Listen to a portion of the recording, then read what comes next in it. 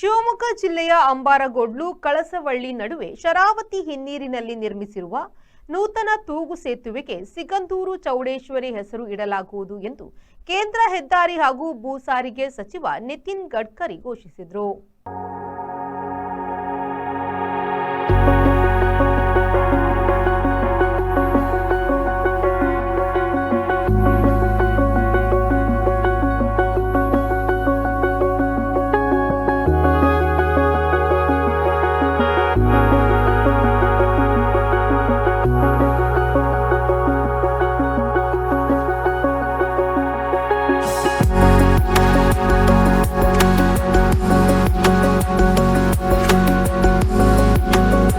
ಸೇತುವೆ ಲೋಕಾರ್ಪಣೆಯ ಬಳಿಕ ಸಾಗರದ ನೆಹರು ಮೈದಾನದಲ್ಲಿ ನಡೆದ ಸಮಾರಂಭದಲ್ಲಿ ಮಾತನಾಡಿದ ಅವರು, ಸೇತುವೆ ನಿರ್ಮಾಣ ಕೆಲಸ ನನ್ನಿಂದಾಗಿಲ್ಲ, ಬದಲಿಗೆ ಸಿಗಂದೂರು ಚೌಡೇಶ್ವರಿ ದೇವಿಯ ಆಶೀರ್ವಾದದಿಂದ ಆಗಿದೆ.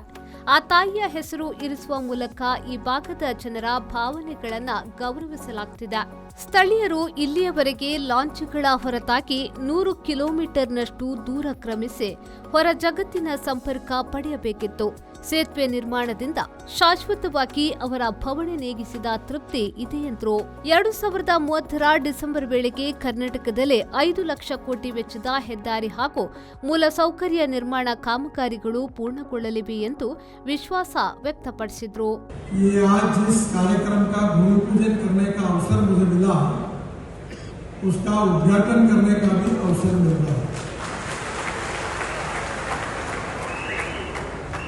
आदरणीय येदियुरप्पा जी के आग्रह पर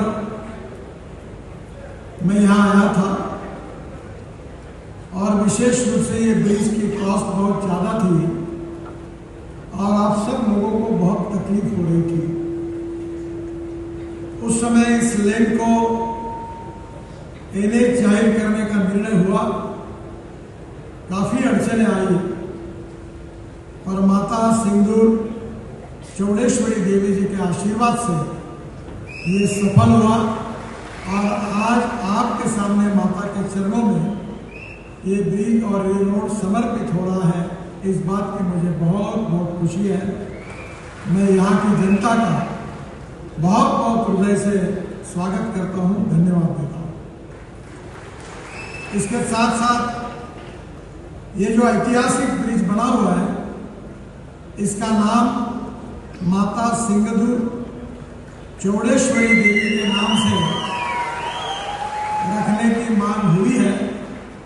मैं माता का आशीर्वाद हम सबको मिलता है.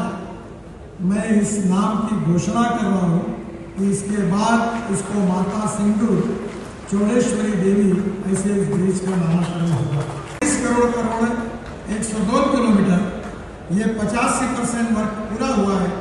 ये फरवरी 2026 में इसका उद्घाटन होगा, ऐसा मैं आपको विश्वास देता हूँ. और चित्रदुर्ग से शिवमोगा का समय 3 घंटे जो था वो 1.25 घंटे हो जाएगा, ये आपको विश्वास दिलाता हूँ.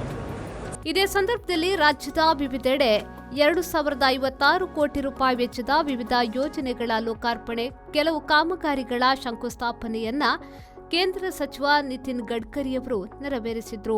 ಈ ಸಂದರ್ಭದಲ್ಲಿ ಕೇಂದ್ರ ಸಚಿವರಾದ ಪ್ರಹ್ಲಾದ್ ಜೋಶಿ, ಬಿಜೆಪಿಯ ಸಂಸದೀಯ ಮಂಡಳಿಯ ಸದಸ್ಯ ಬಿಎಸ್ ಯಡಿಯೂರಪ್ಪ, ಬಿಜೆಪಿ ರಾಜ್ಯ ಘಟಕದ ಅಧ್ಯಕ್ಷ ಬಿವೈ ವಿಜಯೇಂದ್ರ, ಸಂಸದರಾದ ಬಿವೈ ರಾಘವೇಂದ್ರ, ಕೋಟಾ ಶ್ರೀನಿವಾಸ್ ಪೂಜಾರಿ, ಕ್ಯಾಪ್ಟನ್ ಬ್ರಿಜೇಶ್ ಚೌಟ, ಶಾಸಕರಾದ ಅರಗ ಜ್ಞಾನೇಂದ್ರ, ಎಸ್ಎನ್ ಚನ್ನಬಸಪ್ಪ, ಗುರುರಾಜ್ ಗಂಟಿಹೊಳೆ, ಸಿಮೆಂಟ್ ಮಂಜು, ಡಿಎಸ್ ಅರುಣ್, ಡಾಕ್ಟರ್ ಧನಂಜಯ ಸರ್ಜಿ, ಭಾರತಿ ಶೆಟ್ಟಿ, ಮಾಜಿ ಸಚಿವ ಹರತಾಳು ಹಾಲಪ್ಪ ಹಾಜರಿದ್ದರು.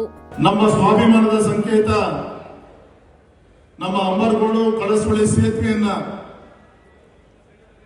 ಮಲೆನಾಡಿನ ಹಬ್ಬದ ರೀತಿಯಲ್ಲಿ ಉದ್ಘಾಟನೆಯನ್ನ ಮಾಡಬೇಕು, ಉದ್ಘಾಟನೆ ಮಾಡಲಿಕ್ಕೋಸ್ಕರ ಆಗಮಿಸಿದಂತ ತಂದಂತ ನಮ್ಮೆಲ್ಲರ ಧೀಮಂತ ನಾಯಕರು, ಭಾರತದ ಅಭಿವೃದ್ಧಿ ಪಥವನ್ನೇ ಬದಲಿಸಿದಂತ ನಮ್ಮೆಲ್ಲರ ನೆಚ್ಚಿನ ನಾಯಕರು, ನಮ್ಮ ಕೇಂದ್ರದ ಜೆಪಿ ಬಡಾಕೆರೆ, ವಿ4 ನ್ಯೂಸ್, ಬೈಂದೂರು.